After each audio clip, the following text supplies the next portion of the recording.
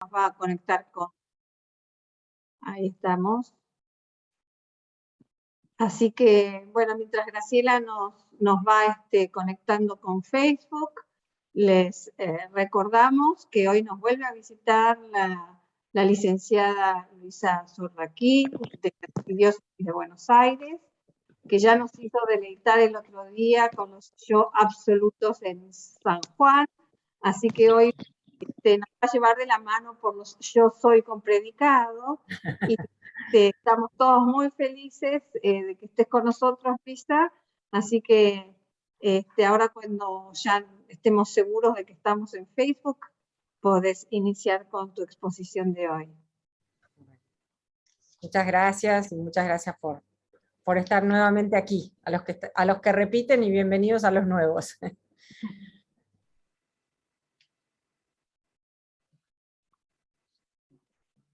Ahora sí estamos en vivo, Luisa. Bueno. Buenas tardes. Buenas tardes. ¿Puedo compartir pantallas? Sí. Ah, no. Graciela te hace coanfitriona y damos por empezado el encuentro entonces. Bueno.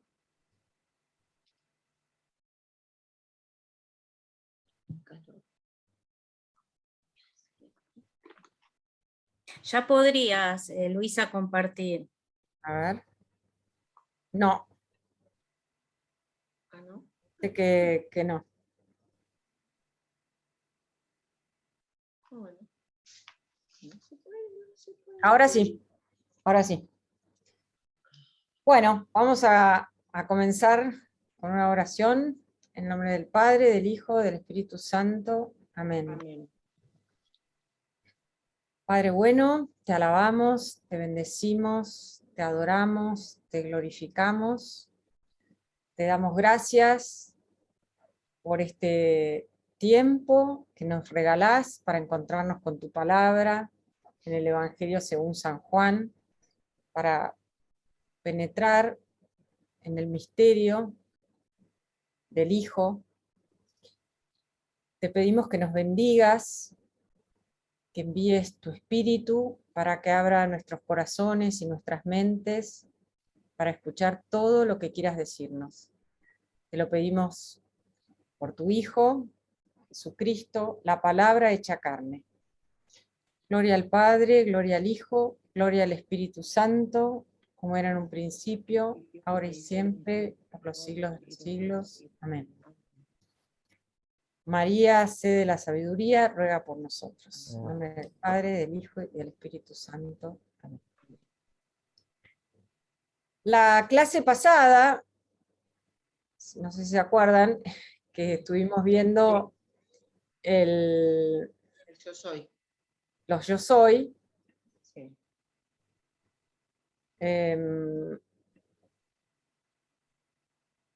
Sí.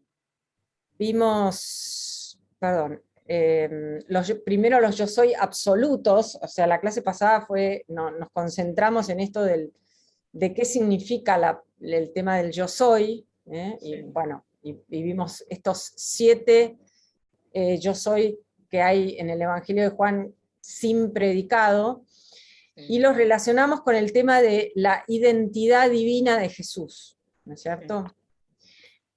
Hoy nos toca hablar de estos yo soy más predicado, Claro. de los cuales tenemos 7, ¿no? Yo soy el pan de vida, yo soy la luz del mundo, yo soy la puerta, yo soy el buen pastor, yo soy la resurrección y la vida, yo soy el camino, la verdad y la vida, yo soy la vid verdadera. Sí.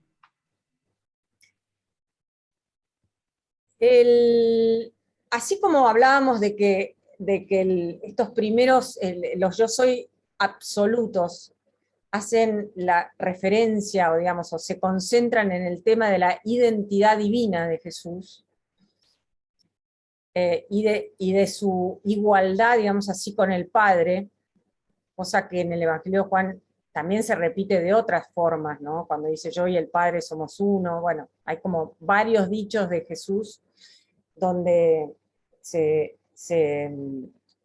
también se explica, digamos así, la realidad, esta identidad divina de Jesús, no solamente con los yo soy.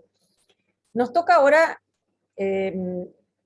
los yo soy con predicados, ¿no? Y estos yo soy con predicados se centran en Jesús como único Salvador, con una variedad de imágenes, podríamos decir así, ¿no? Que lo que hacen es hacer como traer hacia sus oyentes, ¿no? Como esta plenitud inagotable de lo que significa la salvación. Entonces, en estos dichos, que en general están, bueno, algunos vamos a ver, pero ustedes saben que en el Evangelio de Juan es muy importante el tema de los signos, ahora lo voy a explicar un poco, ¿no? Pero en estos dichos de yo soy, que algunos están precedidos de signos, es como que se muestra más implícitamente que Jesús solo puede ser Salvador porque se identifica con él, con este único Dios. Entonces, estos yo soy con predicado no es que están separados de los yo soy absolutos, es como que podríamos decir, el yo soy absoluto de alguna forma prepara el terreno. Y después el yo soy con predicado muestra cómo, cómo se hace realidad, cómo este Dios que se hace carne y que viene a salvarnos, ¿de qué modo nos viene a salvar? Y entonces es como tenemos todas estas imágenes que ejemplifican cómo es esta salvación que viene por medio de Jesucristo. Entonces hay que hacer como esta conexión, el yo soy absoluto con el yo soy con el predicado. No es que están separados, digamos así, que son como dos categorías, sino que están conectadas. Pero era importante en un primer momento entender esto de la identidad divina y estas prerrogativas de Dios, el tema ¿se acuerdan del Dios creador, el Dios que da vida? Cómo se manifiesta esto, y ahora ya esto ya está como de alguna forma concretizado en algunas imágenes, ¿no? Y en algunos como, no solo, o sea, acuérdense que siempre en todo el Nuevo Testamento pasa esto, ¿no? Jesús por un lado tenemos dichos de Jesús, palabras de Jesús, y por el otro lado tenemos hechos, dichos y hechos. Es como que Jesús es el hombre coherente absolutamente. Vieron que nosotros en general, o tristemente, no, muchas veces, no sé, decimos una cosa y hacemos otra. Bueno, esto jamás ocurre en Jesús. Él siempre es como que él dice algo y después lo actúa. Hay una acción que sucede a la palabra, o a veces es al revés, la acción la precede y la palabra la explica. Pero no son palabras en el vacío, sino que son palabras muy concretas que muestran una acción que va a realizar Jesús, como que explican. Y de esto no es ajeno este tema de los yo soy. Es como que Jesús, cada una de estos yo soy, lo actúa, hay una acción que lo respalda. Esto me parece como que es clave que lo entendamos. Ahora les voy a compartir, pero ya no un power, sino simplemente el texto del Nuevo Testamento, el texto del Evangelio de Juan y algunas otras cosas, ¿no? Acá tenemos perdón, de un lado, digamos, el texto de la Biblia del pueblo de Dios, y por otro lado el texto griego, que, o sea, alguna vez voy a hacer referencia a esto, pero prefiero tenerlo ahí por cualquier cosa. Bueno, entonces el primero es yo soy el pan de vida. Y para esto nos tenemos que ubicar en qué es lo que está en el contexto en el cual esto va a estar, donde Jesús va a decir esto de yo soy el pan de vida, ¿no? Y el contexto es, primero, aquí está en el capítulo 6 de Juan, ¿no? Y en el versículo 4 dice, se acercaba la Pascua, la fiesta de los judíos. Ustedes saben que en el Evangelio de Juan, así como hay como, se lo puede estructurar, digamos así, como de varias maneras, se puede como encontrar una estructura. Una muy común es decir, bueno, lo dividimos en dos, el libro de los signos y el libro de la hora o el libro de la gloria, que recibe estos dos nombres. O sea, del capítulo 1 hay un prólogo, ¿no? Y después del 1 al 12 vendría a ser el libro de los signos, y después del 13 en adelante es el libro de la gloria, y al final tenemos también como una suerte de epílogo. Y entonces tenemos estos signos, se llama el libro de los signos porque hay 7 signos. Jesús los llama signos. Esto no es un invento, digamos, o sea, nadie le pone, ahora vamos a ver que Jesús mismo usa la palabra signos, y Juan, evangelista, utiliza esta palabra signo para reflejar lo que los evangelios sinópticos llaman milagros. Lo que los sinópticos llaman milagros, Juan los llama signos.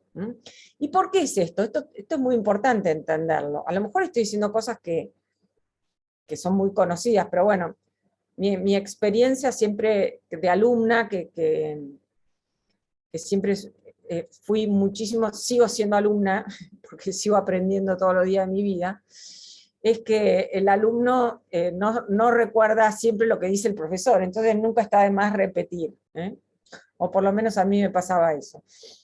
Entonces, bueno, el signo siempre es algo que apunta a otra cosa. Es como que uno no se puede quedar en el signo es algo que señala otra realidad. Si yo me quedo en el signo, si yo lo pongo siempre con un ejemplo de un típico milagro, o típico no, pero bueno, un milagro que sí está en los sinópticos, que es el del paralítico perdonado. Perdón, la curación del paralítico. ¿Se acuerdan que este milagro del paralítico, que sus amigos o sus familiares lo descuelgan por el techo de la casa donde estaba Jesús, y cuando Jesús, porque no podían llegar, porque había mucha gente, y entonces cuando Jesús le dice, viendo la fe de este hombre, ¿no? Le dice, hijo mío, tus pecados te son perdonados. Y entonces la gente empieza como a murmurar, a mirarse, ¿no? Bueno, primero obviamente solamente Dios puede perdonar los pecados, y además, ¿quién se cree para decir esto? Y además, claro, qué fácil es decir, tus pecados te son perdonados. Acá en realidad el paralítico vino para que salga caminando. Y entonces Jesús, que dice, bueno, para que ustedes vean que el Hijo del Hombre tiene el poder de perdonar los pecados, le dice al paralítico, toma tu camilla, levántate y andá. Entonces, el signo es la curación del paralítico, física, pero en realidad está apuntando, a lo que Jesús quiere llegar es a el perdón de los pecados. Entonces, si nosotros nos quedamos solamente en el signo, que nosotros todos tenemos como esta vocación, yo siempre digo milagrera, ¿no? De ir atrás de los milagros, pero en realidad el milagro me tiene que, es un hecho, lo que llamamos un hecho de revelación, me tiene que llevar a descubrir, bueno, precisamente esto de la identidad divina, o, a ver, hay algo mucho más profundo al simple signo. Bueno, todo este prólogo, quizás un poquito largo, es para dicho de Jesús, yo soy el pan de vida, está relacionado con el signo de la multiplicación de los panes. Entonces ven, aquí se da esto de hechos y palabras. Jesús va a multiplicar los panes y después va a explicar el signo. Y se va a adjudicar esto de, bueno, en realidad, esto de si yo me quedo simplemente en la multiplicación de los panes, no logro entender que en realidad Jesús es el pan de vida. ¿Y qué significa esto de que Jesús es el pan de vida? ¿No? Entonces, bueno, y esto se da, también es muy importante, en el contexto de la Pascua. Yo les decía que una forma de dividir el Evangelio de Juan siempre es decir los signos por un lado y el libro de la gloria. Bueno, otra forma también común, digamos, o sea, que se podría utilizar para ver un esquema del Evangelio de Juan es a través de las fiestas. Y esto es muy importante, porque todas las grandes fiestas judías figuran prominentemente en el Evangelio de Juan, y uno va pasando de fiesta en fiesta. Y esto también algo nos quiere decir. Es como, hay algo muy profundo en esto, en el tema de la celebración de las fiestas, Jesús participando de las fiestas judías. Bueno, es un tema que daría también para muchísimas horas. Pero bueno, concretamente esta es una de las tres grandes fiestas judías. Hay tres fiestas de lo que se llama la fiesta de peregrinación. Una es la Pascua, otra es lo que nosotros llamamos Pentecostés, que ellos lo llaman semanas, y la última es la fiesta de las chozas o de los tabernáculos, bueno, como que recibe varios nombres, ¿no? En este contexto es la fiesta de la Pascua. Y acordémonos, o se los digo si es que no lo recuerdan, la fiesta de la Pascua, la primera Pascua, está situada, es lo que da el puntapié inicial al Éxodo. Y el Éxodo, el cruce digamos, todo lo que dispara, digamos, el Éxodo, el tema de las plagas, la última plaga, la Pascua, el cruce del Mar Rojo, el camino por el desierto y la llegada al Sinaí. Bueno. Así como hay un primer Éxodo, donde es como que por primera vez se reúne el pueblo de Israel como tal, como que casi previamente a eso eran una suerte de banda, pero a partir de ese momento Israel va a ser el hijo primogénito, esa es la palabra que va a usar Dios para referirse a su pueblo. Israel es mi hijo primogénito. Es como que el Éxodo los unifica, los hace una nación, los hace un pueblo. Y luego de tanto sufrimiento del exilio en Babilonia, o sea, de la destrucción del reino del norte y el exilio de las tribus en Babilonia, de las que nunca retornan como tales, el exilio en Asiria, de la que nunca retornan como tales, y el exilio en Babilonia, de la tribu de Judá, que sí puede volver a la tierra prometida, digamos. Perdón. Una de las esperanzas mesiánicas que rodeaban al tema del Mesías es precisamente que iba a haber un nuevo éxodo.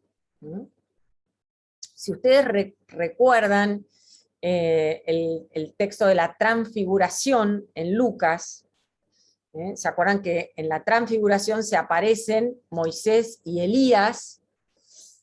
Y solamente San Lucas nos informa de qué hablaban con Jesús. Y de lo que hablaban era del nuevo éxodo que se iba a producir en Jerusalén.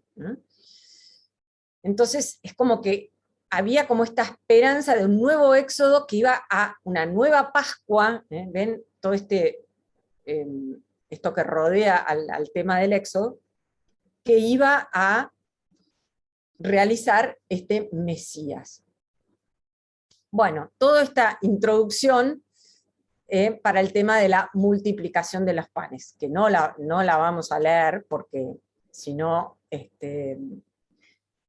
no podríamos seguir con todos los demás yo soy, ¿no? Pero bueno, me parece importante hacer esta introducción. Fíjense, Jesús multiplica los panes y luego se retira y los que habían comido de estos panes los siguen buscando, atraviesan el mar de Tiberíades, el mar de Galilea, y dicen esto, ¿no? Pues finalmente se lo encuentran.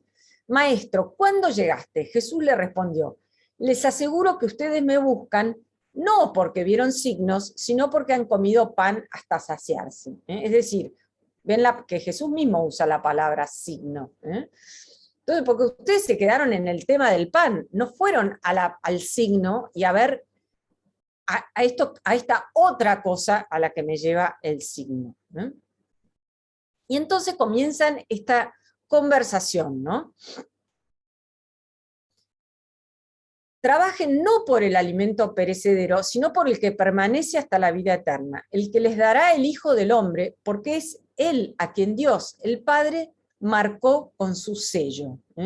Cuando uno en la Biblia marcar con un sello, significa que esa cosa me pertenece.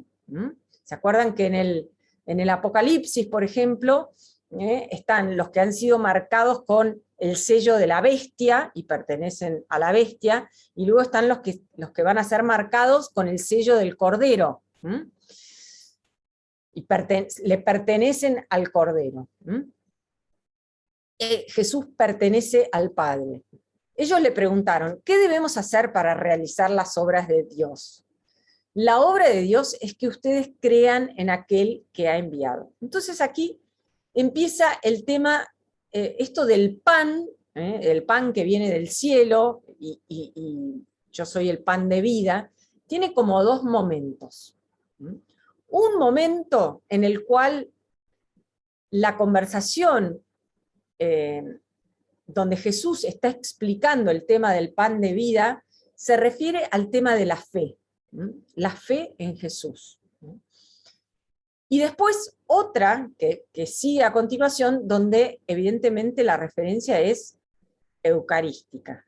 Pero primero hay un tema de fe. Fíjense que si uno lo lee despacio, se va dando cuenta como de estos dos momentos.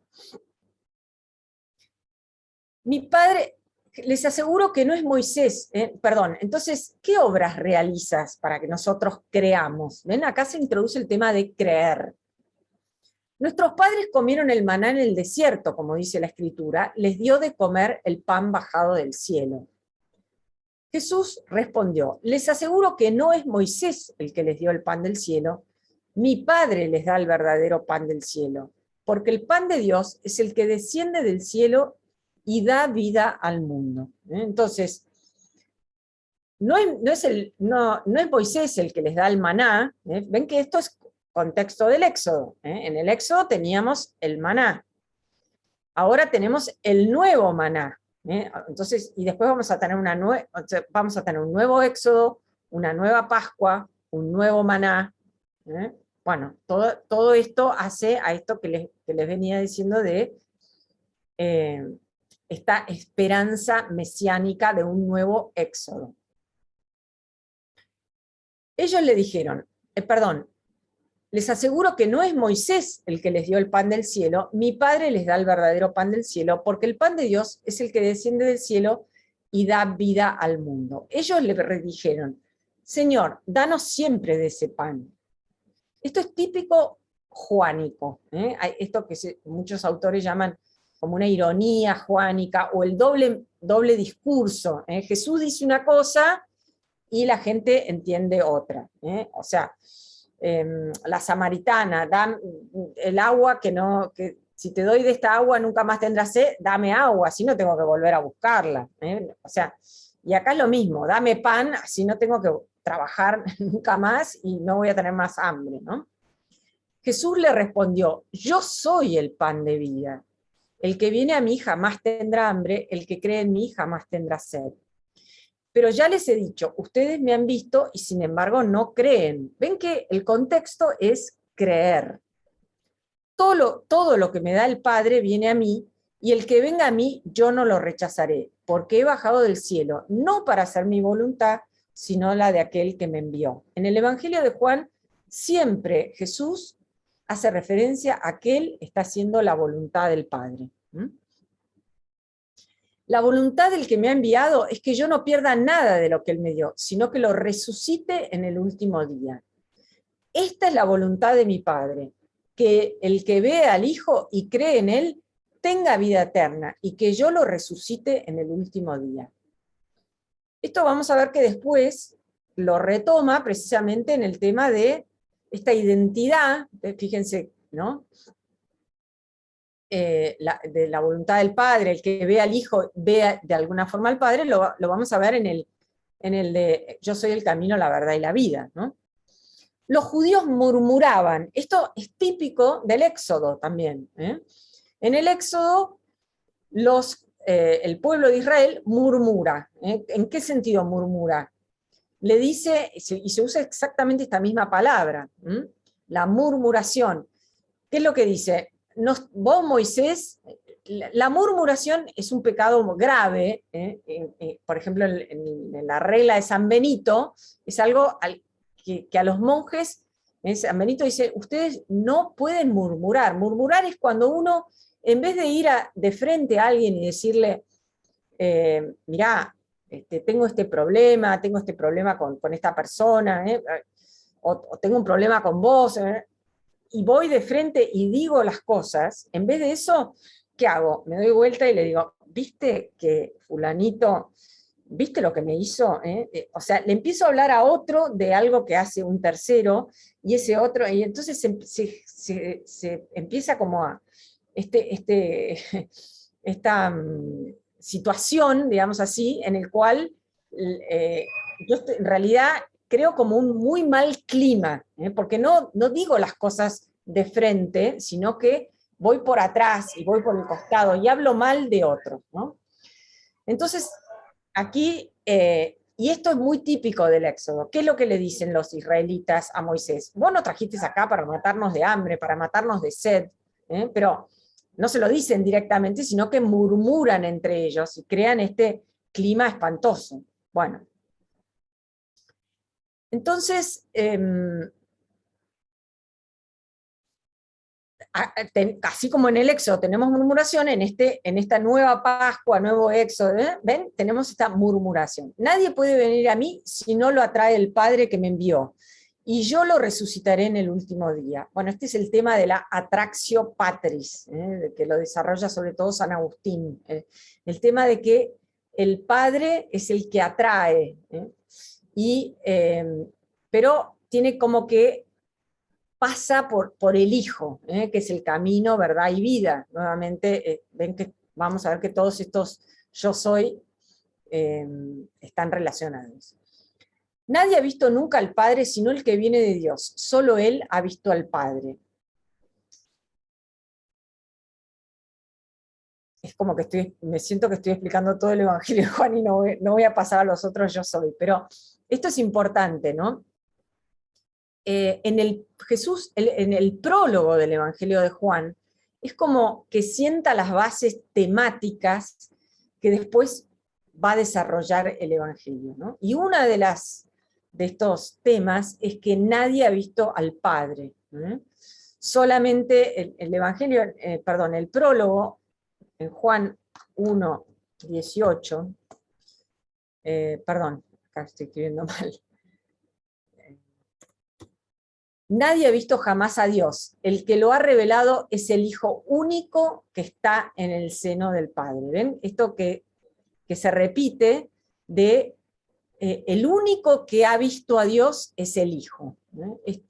Y esto es responde a este anhelo tan profundo que hay en el Antiguo Testamento de ver el rostro de Dios. Bueno, esto ya lo vimos. Pero Jesús explica que en realidad nadie ha visto a Dios. ¿Se acuerdan? Moisés ve la espalda, Elías, el profeta Elías ve la espalda. Nadie puede ver a Dios sin morir.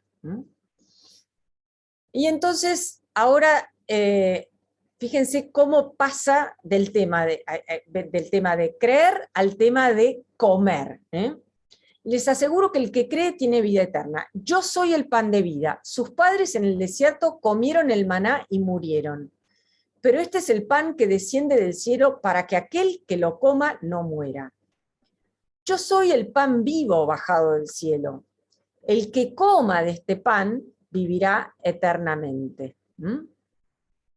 Y el pan que yo daré, perdón, acá les quiero señalar esto. Acá está usando este verbo, no sé si lo llegan a ver ahí en la pantalla, ¿no? Que es phage, del verbo esthio, que es un modo irregular de este verbo, donde lo que está hace referencia precisamente es el verbo que se usa para comer. Vamos a ver por qué se los digo, ¿no? Entonces dice, el que coma de este pan vivirá eternamente, y el pan que yo daré es mi carne para la vida del mundo. Los judíos discutían entre sí diciendo, ¿cómo este hombre puede darnos a comer su carne? Jesús les respondió, les aseguro que si no comen la carne del Hijo del Hombre y no beben su sangre, todavía está usando este verbo phagete, no tendrán vida en ustedes. El que come mi carne y bebe mi sangre tiene vida eterna, y yo lo resucitaré en el último día. Porque mi carne es la verdadera comida y mi sangre la verdadera bebida. Entonces, acá ven que hemos pasado del tema de creer al tema de comer. Ya ahora esto de creer quedó dejado de lado, y ahora ya la concentración es en comer. Y esto para un oído judío es insoportable. No solamente, o sea, carne, comer la carne y beber la sangre. Esto es como que no, de ninguna manera es como que yo lo puedo soportar. ¿Y cómo sabemos que acá no está hablando simplemente de como comer, como una suerte de analogía a creer? Podríamos pensar esto, ¿no? Porque acá, fíjense, ¿se acuerdan que yo les dije que usaba ese verbo phagete? Acá usa este verbo, trogon. Y el verbo trogon en hebreo hace referencia ya a masticar. Es casi como el que desgarra con los dientes, ese es el verbo trogon. Y entonces, esto es lo que para los judíos les va a resultar como insoportable. El que come mi carne y bebe mi sangre permanece en mí y yo en él. Entonces hemos pasado, es como que del plano del creer al plano ya del comer, y evidentemente con esto de esta profunda resonancia eucarística. Entonces, fíjense cómo es así.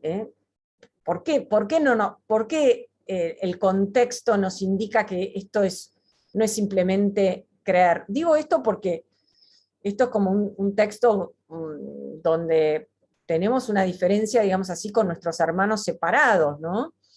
Porque para ellos, evidentemente, esto es como todo en un sentido figurado, pero fíjense lo que dicen los que lo escuchan. Después de oírlo, muchos de sus discípulos decían, es duro este lenguaje, ¿quién puede escucharlo?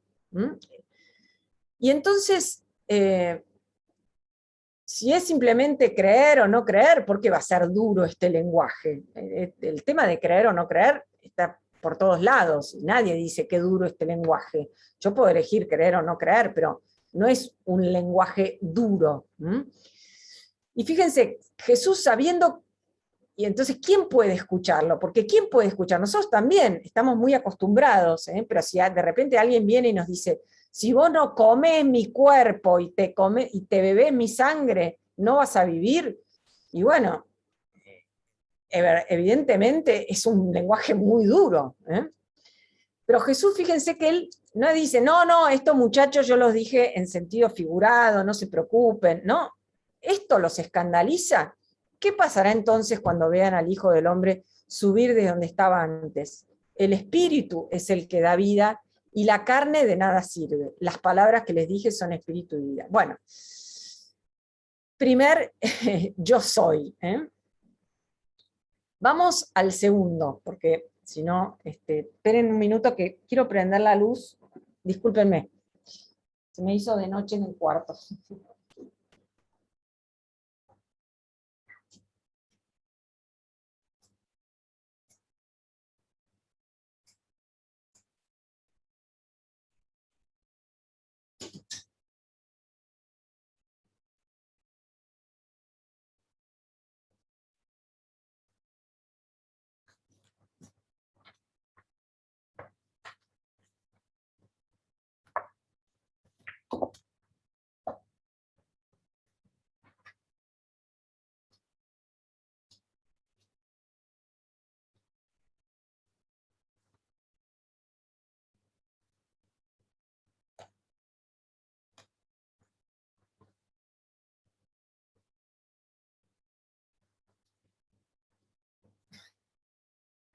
Perdón, les pido disculpas, pero anocheció. Ahí está, bueno. Bueno, vamos al segundo yo soy, porque si no, vamos a estar, me voy a quedar en que me podría quedar toda la vida. Pero bueno, espero que hayan comprendido lo que les estoy diciendo, ¿no? Estos dos planos, el plano de creer y finalmente el plano eucarístico, el plano de comer, está anticipando algo que después va a suceder. Nosotros tenemos en los sinópticos la última cena, donde precisamente, ¿qué es lo que va a decir Jesús? Este es mi cuerpo, que se entrega por ustedes, esta es mi sangre, esta es la nueva alianza en mi sangre. Bueno, en Juan no tenemos esto, pero sí tenemos este discurso del pan de vida. Entonces las dos cosas, tenemos los hechos, digamos así, que después obviamente el hecho principal es la cruz, donde esto se termina porque ¿cómo voy a comer el cuerpo y la sangre? Bueno, tengo que pasar por la cruz. Bueno, pero aquí sí, o sea, acá tenemos una explicación muy profunda de lo que significa la Eucaristía, en este discurso del pan de vida, que este año lo leímos creo que fue en agosto, porque como leemos Marcos, que es más corto que los otros, tenemos como 4 o 5 domingos donde leemos el discurso del pan de vida. Bueno, yo soy la luz del mundo. El contexto, nuevamente, de bueno, primero, ¿se acuerdan en el prólogo de Juan? Acá lo podemos poner.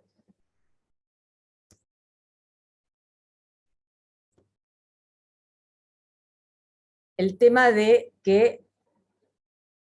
la luz, esto que yo les digo de que es como que acá hay muchos temas en el prólogo que se van a desarrollar profundamente en el Evangelio, y uno es el tema de la luz.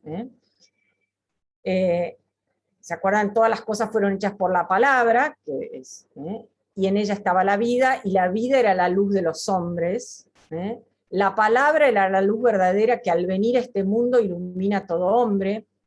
Bueno, el tema de la palabra como luz, y la palabra que se hace carne. Bueno, en el capítulo 7 de Juan, estamos en una nueva fiesta judía, que es esta fiesta de las chozas, llamadas Sukkot, ese es el nombre hebreo, una de las 3 grandes fiestas de peregrinación. Las fiestas judías se caracterizan por tener siempre un contexto que hace relacionado con el tema de la creación, podemos decir de la naturaleza, pero bueno, es el tema de la creación, y un aspecto cultural, religioso, cultural, un significado dentro de la historia de salvación. Entonces, la Pascua es la fiesta de las primicias, digamos así, y es donde además tenemos es la cosecha de cebada. Después en semanas es la cosecha de trigo, y acá tenemos el tema de los frutos. Este es en Sukkot es los frutos. Y dentro de la historia de salvación es el tema de el templo. Es una fiesta que celebra que así como que Dios quiso habitar entre el pueblo de Israel en el templo, y el primer templo, que es el tabernáculo del desierto, que Moisés, siguiendo las órdenes de Dios, construye en el desierto.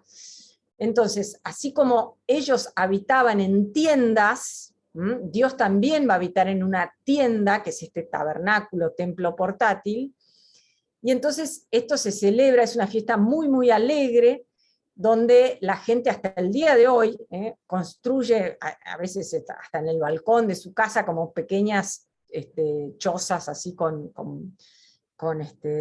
ramas, como si fueran carpitas, podríamos decir así,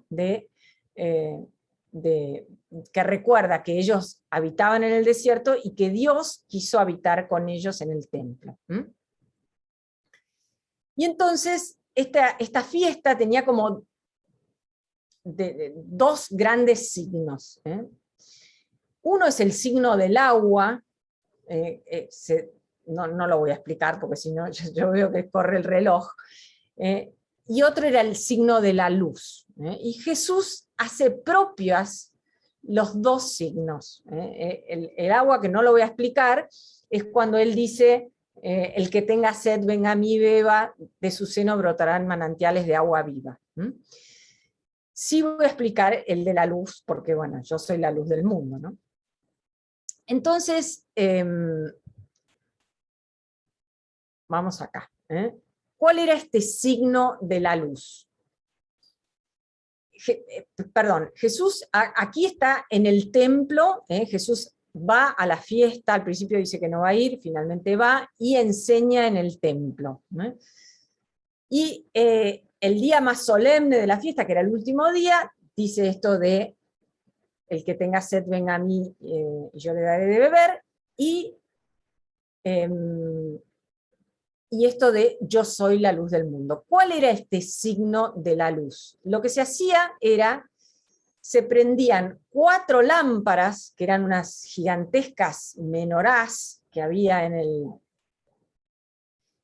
¿Vieron la menorá? Es esta lámpara del candelabro, digamos así, que nosotros llamamos de los 7 brazos, que estaba dentro era una de las cosas que estaban adentro del templo. En el templo, en el santo, lo que se llamaba el santo, estaba la menorá, estaba el altar del incienso, y estaba lo que se llamaba la mesa de los panes de la presencia.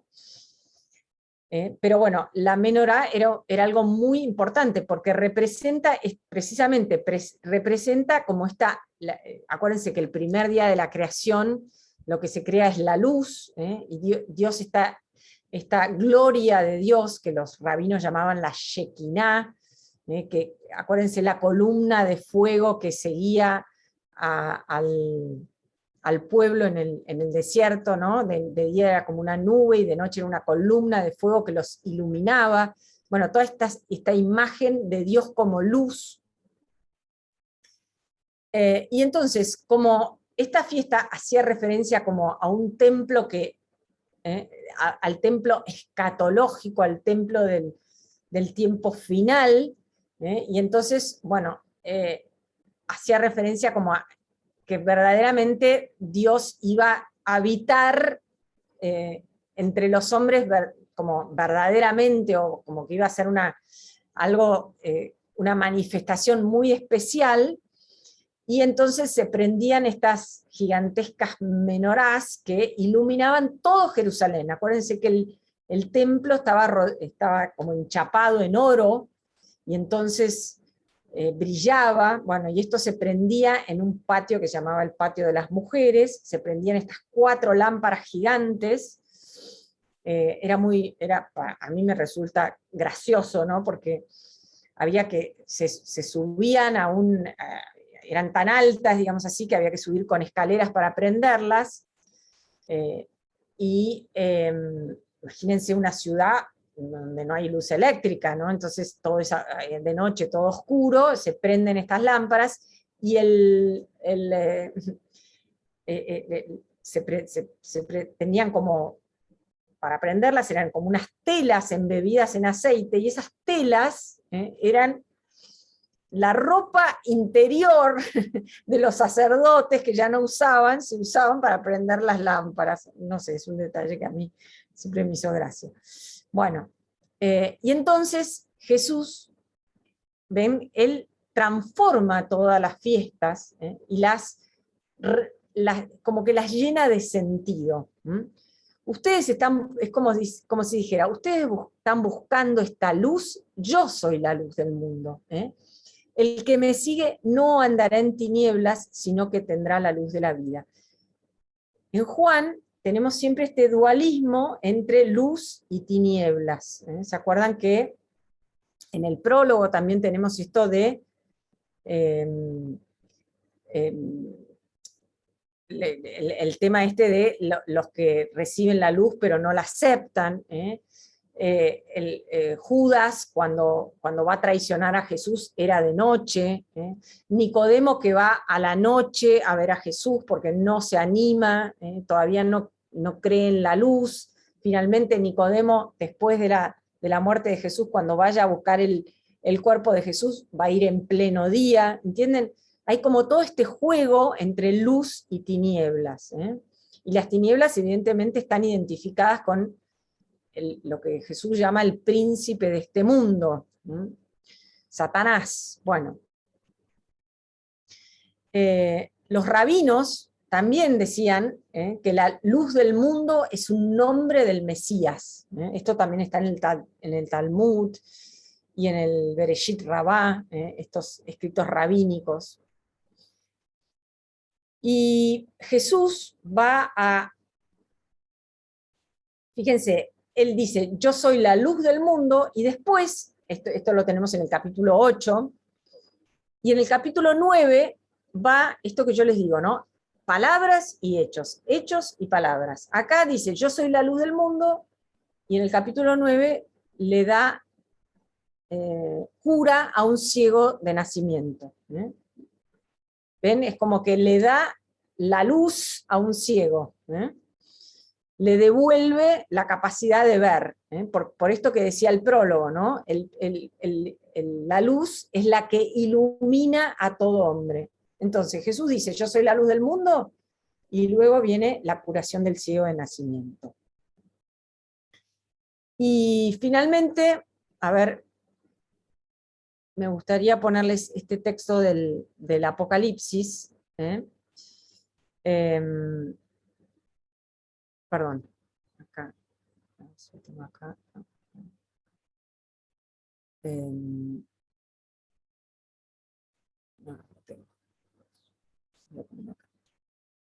el último, en el capítulo 21 del Apocalipsis, donde aparece la Nueva Jerusalén,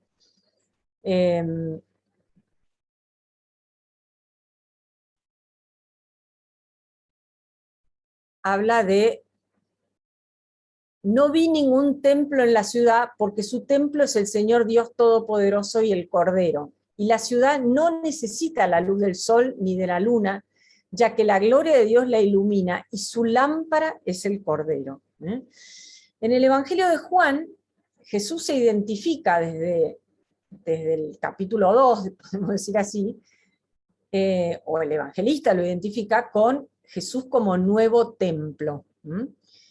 El templo, que es este lugar donde se unen el cielo y la tierra, donde Dios se manifiesta, donde Dios elige habitar con los hombres, o sea, Dios está en todas partes, pero especialmente habita en su templo. Bueno, ¿se acuerdan que cuando Jesús en el Evangelio de Juan expulsa a los vendedores del templo en el capítulo 2, dice, destruyan le preguntan, ¿qué signo nos das para obrar así? Y él que dice, destruyan este templo y en 3 días lo volveré a construir.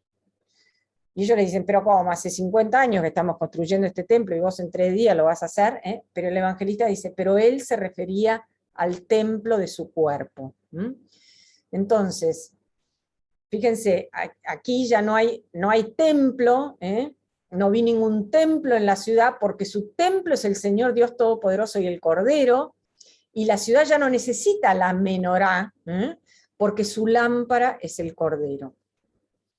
Bueno, tema profundamente juánico, el tema de la luz,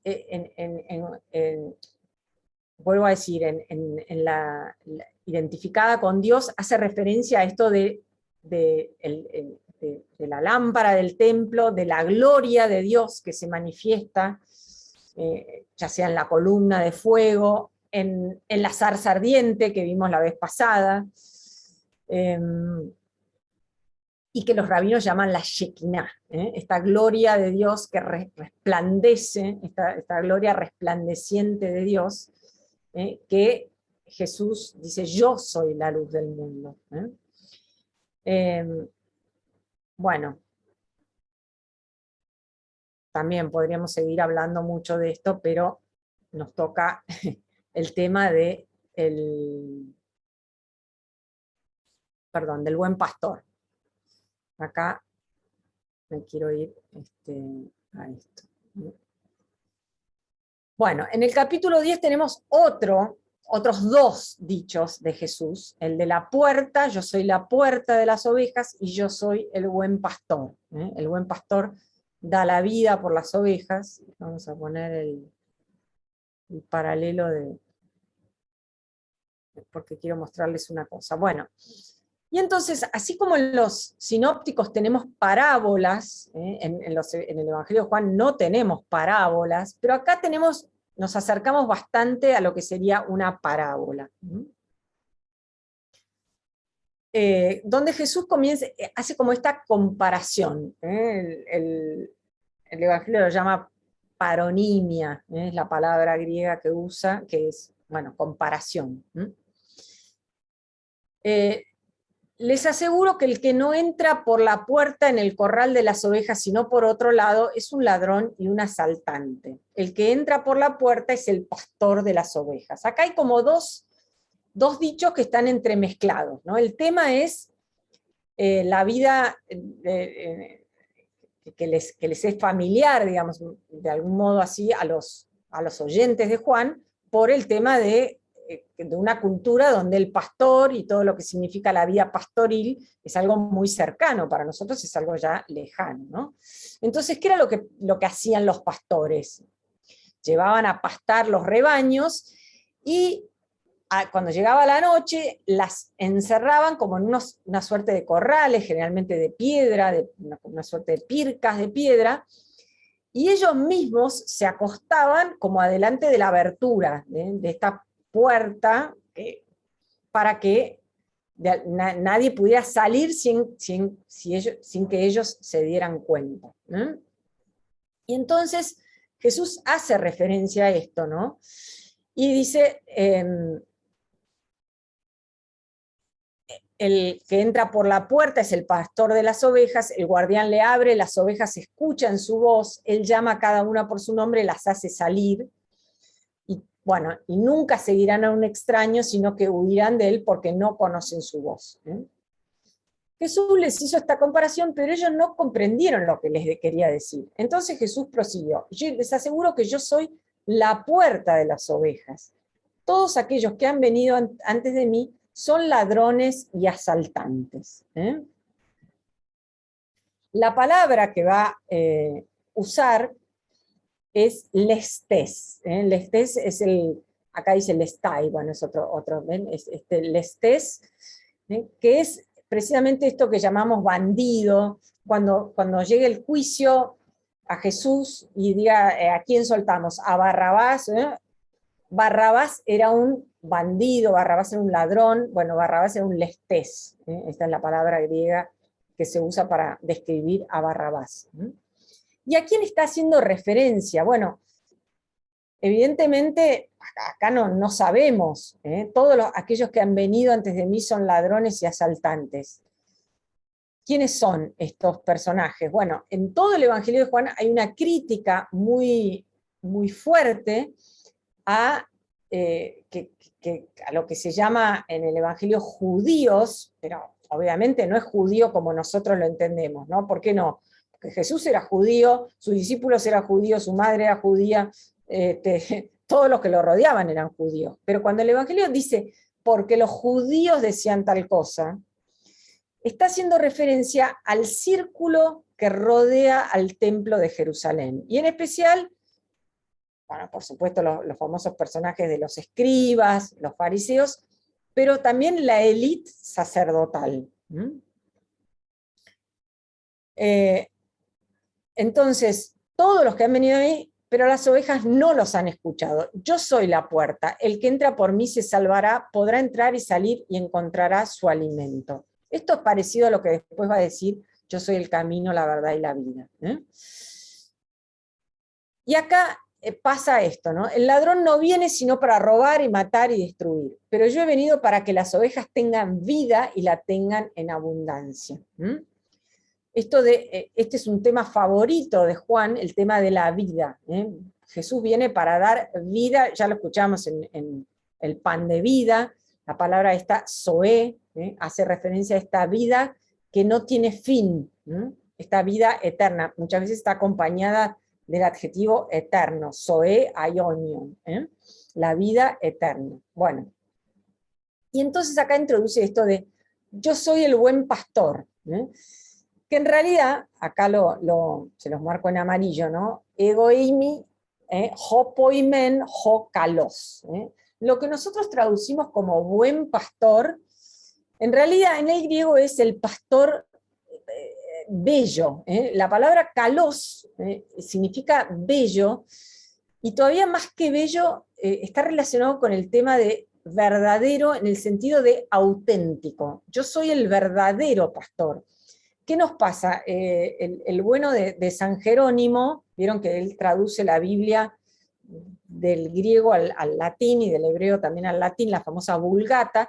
Cuando llega este pasaje, él traduce pastor bonum, y entonces, bueno, va a quedar para siempre el buen pastor, pero en griego verdaderamente es, o sea, no es que está mal decir el buen pastor, pero está más referido al tema de yo soy el pastor verdadero. ¿Y por qué es esto? En todo el Antiguo Testamento tenemos un montón de referencias, o sea, era muy común en el Antiguo Testamento, en los pueblos que rodeaban a Israel, referirse al rey, a las autoridades, como pastores. Pero en el Antiguo Testamento Dios es el pastor de Israel. Fíjense, acá yo les tengo un montón de citas para mostrarles, ¿no? Acá en el libro de Isaías, como un pastor, él apacienta su rebaño, lo reúne con su brazo, lleva sobre su pecho a los corderos y guía con cuidado a las que dan a luz. O sea, aquí está tu Dios, ya llega el Señor con poder y su brazo. ¿Quién es? El que apacienta el rebaño, ¿ven? Es un pastor, Dios esta imagen de Dios como pastor. Jeremías, escuchen naciones la palabra del Señor, anúncienla en las costas más lejanas, digan, el que dispersó a Israel lo reunirá y lo cuidará como un pastor a su rebaño. Ezequiel, por eso, pastores, oigan la palabra del Señor, lo juro por mi vida, porque mis ovejas han sido expuestas a la depredación y se han convertido en presa de todas las fieras salvajes por falta de pastor, porque mis pastores no cuidan a mis ovejas, porque ellas se apacientan a sí mismos y no a mis ovejas. Después, fíjense, porque así habla el Señor, aquí estoy, yo mismo voy a buscar a mi rebaño y me ocuparé de él. Como el pastor se ocupa de su rebaño cuando está en medio de sus ovejas, así me ocuparé de mis ovejas. Y las libraré de todos los lugares donde se habían dispersado. Bueno, ven todas estas imágenes que está lleno el Antiguo Testamento. Bueno, el famoso Salmo, el Señor es mi pastor, nada me puede faltar. Dios como pastor bueno, auténtico, verdadero, y el hecho de que hay malos pastores que abandonan las ovejas, dejan que se deprede el rebaño, esto que veíamos. Después ya en el contexto también del Nuevo Testamento, fíjense, esto es en el Evangelio de San Mateo, ¿no? Donde cuando llegan los Reyes Magos, le preguntan a los sumos sacerdotes a dónde tenía que nacer el Mesías. En Belén de Judea le respondieron, porque así está escrito por el profeta. Y tú, Belén, tierra de Judá, ciertamente no eres la menor entre las principales ciudades de Judá, porque de ti surgirá un jefe que será el pastor de mi pueblo Israel. Acá está citando a Miqueas. Pero fíjense, porque en Belén nace el pastor por antonomasia, que es David. ¿Se acuerdan que cuando Dios le dice a David, bueno, no sé si yo digo se acuerdan, por ahí no se acuerdan, pero a David le dice, yo te saqué del pastizal para que seas pastor de mi pueblo Israel. Y acá, bueno, y David nació en Belén, entonces, bueno, Jesús nace en Belén, es el nuevo pastor. Y finalmente en el libro del Apocalipsis también, el cordero que está en medio del trono será su pastor y los conducirá hacia los manantiales de agua viva, Salmo 23, y Dios secará toda lágrima de sus ojos. Bueno, entonces Jesús es verdaderamente el pastor. ¿Y qué hace el pastor? Porque esto es lo más importante. Volvamos aquí a Juan.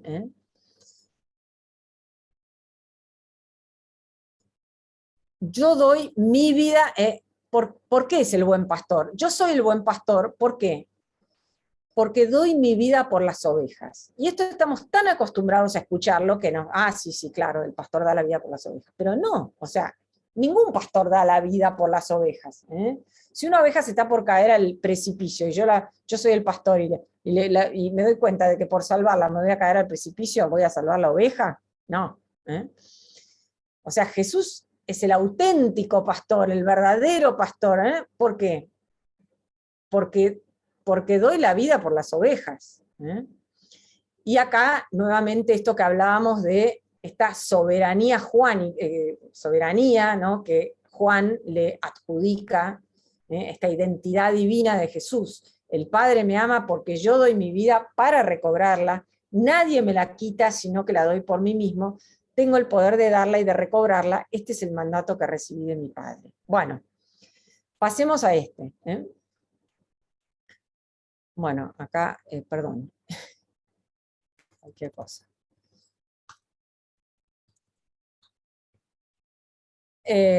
Yo soy la resurrección, esta no la voy a explicar mucho, ustedes, me parece que es, ¿no?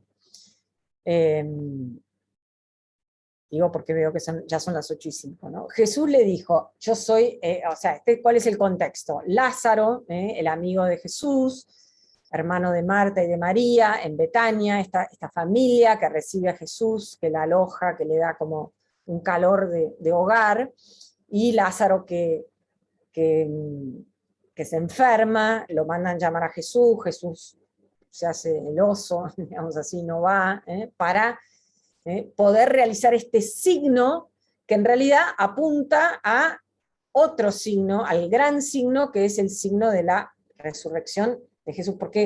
Porque la resurrección de Lázaro en realidad es porque es un signo, porque Lázaro no es que resucita para nunca más morir, Lázaro no resucita para la vida eterna, Lázaro va a volver a morir, pero su resurrección es un signo de la verdadera resurrección, del gran signo de la resurrección de Jesús, Y entonces por eso yo soy la resurrección y la vida, el que cree en mí, aunque muera, vivirá, todo el que vive y cree en mí no morirá jamás. Bueno, quiero pasar a, sobre todo, bueno, camino, verdad y vida. Esto lo tenemos en el capítulo 14 de Juan, en el discurso, lo que podríamos llamar la última cena, ¿no? Este gran discurso de despedida de Jesús. Y estos son, hay como una serie de preguntas que le van haciendo los discípulos y se da este diálogo con Jesús durante estos 3 capítulos, del 13 al 4 capítulos del 13 al 17, donde al final tenemos lo que se llama el discurso sacerdotal de Jesús, pero bueno, acá es como que hay como preguntas de los discípulos, ¿no? Y lo tenemos a esto que Jesús dice: no se inquieten, crean en Dios y crean también en mí, en la casa de mi Padre hay muchas habitaciones, si no fuera así se los habría dicho a ustedes, yo voy a prepararles un lugar, y cuando haya ido y les haya preparado un lugar, volveré otra vez para llevarlos conmigo, a fin de que yo esté, de donde estén también ustedes. Ya conocen el camino del lugar a donde voy. Tomás le dijo: Señor, no sabemos a dónde vas. ¿Cómo vamos a conocer el camino? Jesús le respondió: yo soy el camino, la verdad y la vida. Nadie va al Padre sino por mí. Si ustedes me conocen, conocerán también a mi Padre. Ya desde ahora lo conocen y lo han visto. En el Evangelio de Juan,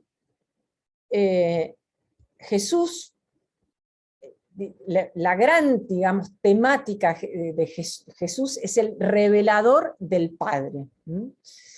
Nosotros muchas veces pensamos que ya esto de la paternidad de Dios viene de lejos, ¿no? Pero fíjense un poco de, digamos así, de estadísticas, ¿no? En el Antiguo Testamento Dios es llamado Yahvé, esto que hablábamos del tetragrama sagrado, más de 7000 veces. Es llamado Elohim, que es lo que en nuestras Biblias traducen como Dios, unas 2600 veces. Pero en todo el Antiguo Testamento Dios es llamado Padre solo 17 veces. Dios en el Antiguo Testamento es como un padre, es una metáfora la paternidad. En cambio en el Nuevo esta metáfora se hace realidad, o sea, verdaderamente, ¿por qué? Porque nosotros somos hijos en el Hijo. Después, precisamente en el Evangelio de Juan, cuando en el encuentro de Jesús con María Magdalena después de la resurrección, Jesús le dice: subo a mi Padre y al Padre de ustedes. Ahí, a partir de ese momento, es que Dios verdaderamente es nuestro Padre. Nosotros somos hijos en el Hijo, por eso decimos somos hijos adoptivos. Bueno, este lenguaje que usa Pablo, el lenguaje de la adopción filial, pero Juan, en cambio, en la carta de Juan, somos hijos, y nosotros nos llama hijos y lo somos realmente. Entonces, en el Antiguo Testamento Dios es Padre 17 veces. En cambio, en Juan, Dios es llamado Padre 84 veces, solamente en el Evangelio de Juan. Y en todo el Nuevo Testamento, en todos los evangelios, que esto es lo más significativo, Jesús nunca se refiere a Dios con otro nombre que no sea Padre. En el Sermón de la Montaña, por ejemplo, Dios es llamado Padre 15 veces. En todos los evangelios, más de 180 veces. Y en el Evangelio de Juan, 84. O sea, fíjense la proporción muy fuerte que hay del tema del Padre. Todo el tiempo, Padre, Padre, Padre, Padre en el Evangelio de Juan. Entonces, Jesús es el revelador del Padre. Por eso, Felipe le dice: muéstrenos al Padre. Jesús le dice: Felipe, hace tanto tiempo que estoy con ustedes y todavía no me conocen. El que me ha visto al Padre. ¿Cómo dices muéstranos al Padre? Bueno, Me quedan muy poquito para desarrollar el último, que es uno de mis favoritos. El tema de la vid verdadera. Esto lo tenemos en el capítulo 15 de Juan, dentro del discurso de despedida.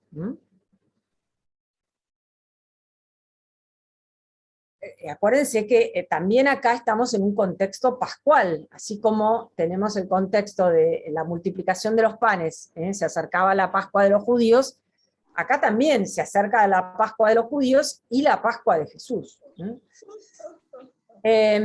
Y entonces tenemos esta, que también podemos llamar esta parábola de la vid y los sarmientos. Yo soy la verdadera vid y mi padre es el viñador. La imagen de la viña es una imagen muy frecuente, ¿no? Muy conocida, digamos así, del Antiguo Testamento, donde se la identifica, tiene como dos aristas, podríamos decir así, ¿no? Una es la de la viña como otro nombre para el pueblo de Dios. Fíjense, por ejemplo, en Isaías, en el capítulo 7, bueno, creí que lo tenía acá, pero no lo tengo más, perdón, en el capítulo 5, donde tenemos el famoso canto de la viña. Voy a cantar en nombre de mi amigo el canto de mi amado a su viña. Mi amigo tenía una viña, la cavó, la limpió de piedras, la plantó con cepas escogidas, edificó una torre en medio de ella y también excavó un lagar. Él esperaba que diera uvas, pero dio frutos agrios. Entonces, esto también es como una constante, ¿no? Dios que planta esta viña, que es el pueblo, y espera que este pueblo dé frutos. Y muchas veces, o gran parte de las veces, el pueblo, en vez de dar el fruto de la vid, da como un fruto agrio. Otro es el Salmo 89. A ver acá. Perdón.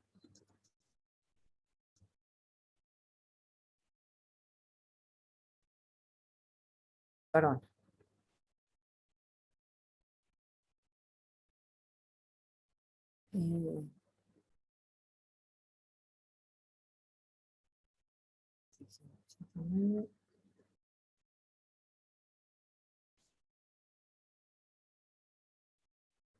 ¿Por qué?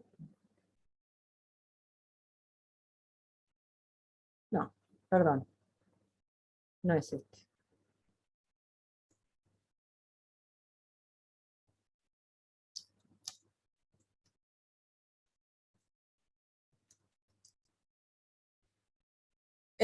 Acá el profeta Jeremías también habla del tema de la viña, y eso que yo te había, ves, está hablando del pueblo de Israel, ¿no? Para que se ubiquen en el contexto, ¿no? Yo te había plantado con cepas escogidas, todas de simiente genuina, cómo te has vuelto una planta degenerada, una viña bastarda. Acá hace referencia a el tema de la idolatría, ¿no? de que Israel se va atrás de otros dioses. ¿Cómo puedes decir no me he contaminado, no he ido detrás de los vales? Mira tu conducta en el valle, bueno, donde precisamente realizaba culto a otros dioses. Bueno, entonces por un lado, o sea, la viña como imagen del pueblo de Israel, y por otro lado también el tema de el vino como símbolo de alegría del amor, y también tiene en el Antiguo Testamento, tiene como un significado esponsal. Cuando hay una boda, hay vino, fíjense por ejemplo en el cantar. Perdón, este es un programa de Biblia y tengo que poner los libros en inglés, porque el programa es en inglés.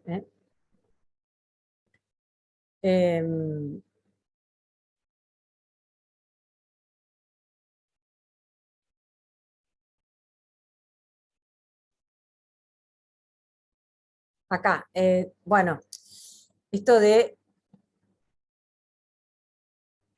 ven el tema del racimo de uva asociado con la boda, subiré a la palmera, recogeré sus frutos, que tus pechos sean como racimos de uva, tu aliento como aroma de manzanas, tu paladar como un vino delicioso que corre suavemente hacia el amado, fluyendo entre los labios y los dientes. Yo soy para mi amado y él se siente atraído hacia mí. Bueno, el tema este de los mejores vinos guardados para... Esto también es una imagen de los tiempos mesiánicos. Cuando vinieran los tiempos mesiánicos iba a haber el buen vino. A ver. Ay. Perdón. Aquel día canten a la viña deliciosa, en el profeta Isaías, yo el Señor soy su guardián, la riego constantemente para que nadie le haga daño, la cuido día y noche, está cuidando a Israel. Yo no estoy enojado, aunque haya cardos y espinas. Bueno, el tema este de la viña como pueblo de Dios, ¿no? Es como... es el pueblo que el Señor se eligió. Pero, como decimos, está rodeado de, esta historia, digamos, está llena de infidelidad, el fruto es incomestible, y de alguna manera hace referencia también, los que vienen y rompen la viña son estos enemigos que tiene Israel, ¿no? Entonces, bueno, volvamos ahora a Juan 15, y ya espero que me concedan 2 minutitos más porque quisiera terminar esto, ¿no? Entonces, así como acá también tenemos como este signo, acuérdense, como en la primera Pascua, digamos, tenemos el signo de el pan de vida, la multiplicación de los panes. Acá también tenemos un signo eucarístico que es el tema de la Eucaristía, ¿no? Donde Jesús se hace vid, así como también podemos decir respecto del tema del pan de vida, ¿no? La palabra se hace carne, la palabra se hace pan, la carne se hace pan. ¿Ven? Todas estas imágenes que convergen, palabra, pan, carne.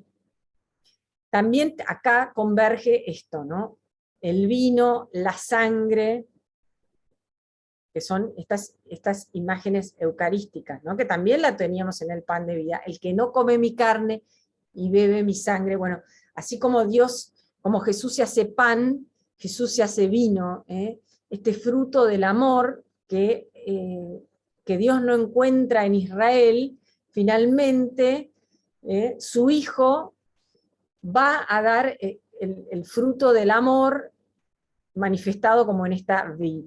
¿Y qué es lo que tenemos que hacer para poder acceder a esto, ¿no? Y este es este verbo juánico, que es tan común, digo, o sea, que es tan fuerte en Juan, que es el tema de permanecer. Permanezcan en mí. Es como que, y acá está esto de, también esta imagen de la planta, si la rama la corto, ya no permanece unida al tronco principal, entonces es como que pierde vida. Él corta todos mis sarmientos que no dan fruto, al que da fruto lo poda para que dé más todavía. Ustedes están limpios por la palabra que yo les anuncié. Permanezcan en mí como yo permanezco en ustedes. Así como el sarmiento no puede dar fruto si no permanece en la vid, tampoco ustedes si no permanecen en mí. Yo soy la vid, ustedes los sarmientos. El que permanece en mí y yo en él, da mucho fruto, porque separados de mí nada pueden hacer. Entonces, Cristo a través de la vid nos da su sangre que se convierte en nuestra sangre. De alguna forma su savia produce fruto en nosotros, este fruto que Dios tanto buscó, pero que solamente a través del Hijo, por esto Jesús es el camino, verdad y vida, ¿ven? Es como que todos estos yo soy, de alguna manera están unidos. Entonces, termino diciendo, Cristo se hace vino, se hace fruto de amor por nosotros, para que nosotros a su vez demos fruto abundante. La gloria, fíjense lo que dice acá, la gloria de mi Padre consiste en que ustedes den fruto abundante, y así sean mis discípulos. ¿Y cómo? Como el Padre me amó, también yo los he amado a ustedes. Permanezcan en mi amor. Y acá el tema de la ley. Si cumplen mis mandamientos, permanecerán en mi amor. No permanecemos de cualquier manera. Hay como... Jesús es camino, verdad y vida. Y este camino no es cualquier camino. Él es el camino. Permanezcan en mi amor, cumplen mis mandamientos y entonces van a permanecer en mi amor. Como yo cumplí los mandamientos de mi Padre y permanezco en su amor. Y esto de el vino como fruto de alegría, como signo de esta alegría profunda. Les he dicho esto para que mi gozo sea el de ustedes y este gozo sea perfecto. Porque el verdadero discípulo, el que está unido verdaderamente a Dios, a Jesús, digamos así, lo vive con profundo gozo, con profunda alegría, más allá de cualquier circunstancia. Entonces, bueno, con esto ya llega la hora y estamos en ella, como dice Juan, así que simplemente, bueno, espero, todo esto necesita ser meditado, rezado profundamente, pero bueno, son pequeños acercamientos a esto que es inagotable, ¿no? Porque fíjense, bueno, traté de hacerlo, pero siempre me quedo corta, ¿no? Porque da para seguir hablando y hablando y hablando. Bueno, En realidad, Luisa, nos dimos cuenta de la profundidad de todo lo que nos estás compartiendo. Por eso el otro día, que no es habitual, lo subimos a YouTube para que pudieran volver a escuchar, porque por más apuntes que uno tome, escuchando también el alma se va elevando, ¿no es cierto? Y va haciendo el camino. Así que estamos muy agradecidos y seguro que hoy también se los enviaremos mañana, si Dios quiere, para que puedan ir tomando lo que Luisa nos dejó para poder acercarnos mejor a ese Dios que se revela, en esto yo soy, ¿no? Así que, Luisa, mil gracias. Ya en el chat de Facebook hay agradecimientos, excelente profesora, un lujo. Bueno, la verdad, no sé qué decirte, te dicen todos los alumnos te están diciendo todo. Excelente explicación, así que bueno, agradecidos y esperamos volvernos a encontrar en alguna otra oportunidad. Nos va a encantar que nos visites nuevamente. bueno, cómo no, bueno, muchísimas gracias, dentro de mis posibilidades. Pero bueno, como les digo, o sea, Juan es inagotable y bueno, uno se acerca y se acerca al misterio, pero el misterio siempre lo sobrepasa a uno, ¿no? Entonces, bueno, uno a veces dice, bueno, lo entendí, pero después llega y bueno, y siempre hay más y más y más. Así que bueno, hay que rumiarlo, como las vacas. Es así. No queda Acá otra. alguien te pregunta cuál es el programa que utilizaste, el programa de las lecturas. Este programa se llama Accordance. A-C-C-O-R, Accordance con doble C, Accordance. Sí. A ver, no, acá.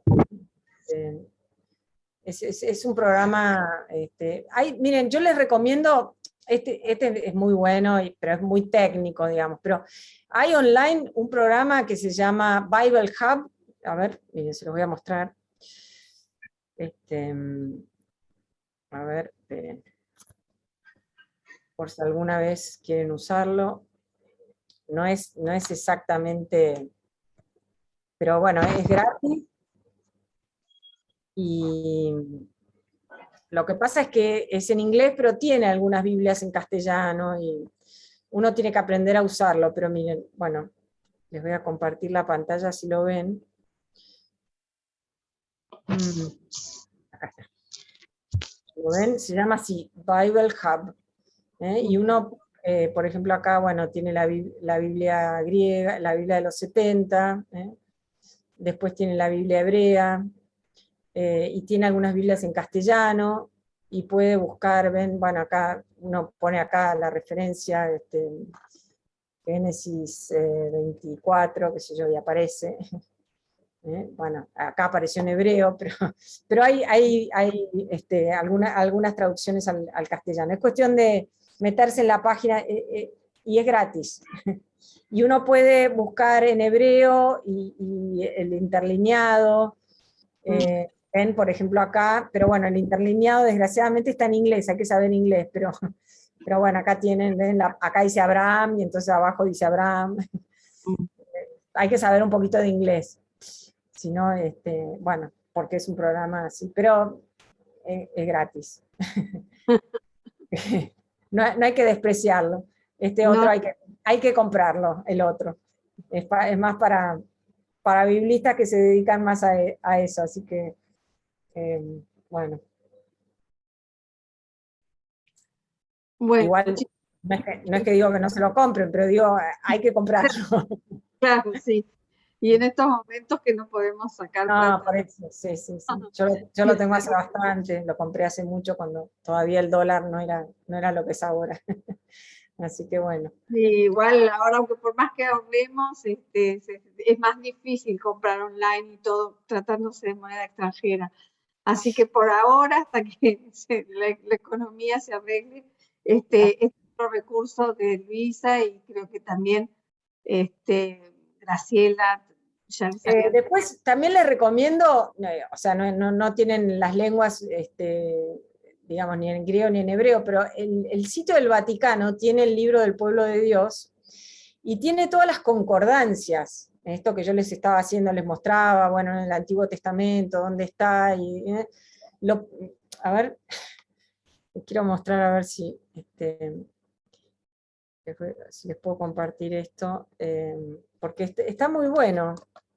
Y no mucha gente sabe que está en el sitio del Vaticano. Esta es la traducción argentina que tenemos en...